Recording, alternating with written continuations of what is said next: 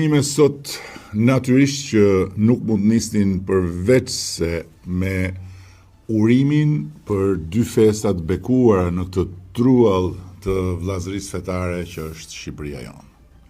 Dy festa që këtë vit përkojnë edhe me ditët që çelin pranverën.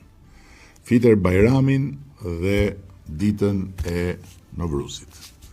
Urime nga zemra të gjithë besimtarë musliman, pas një muaji lutjesh, vetëpërmbajtje dhe reflektimi, me dëshirë vllazërore që shëndeti, paqja dhe buzëqeshja të mbretërojnë në familjet e tyre.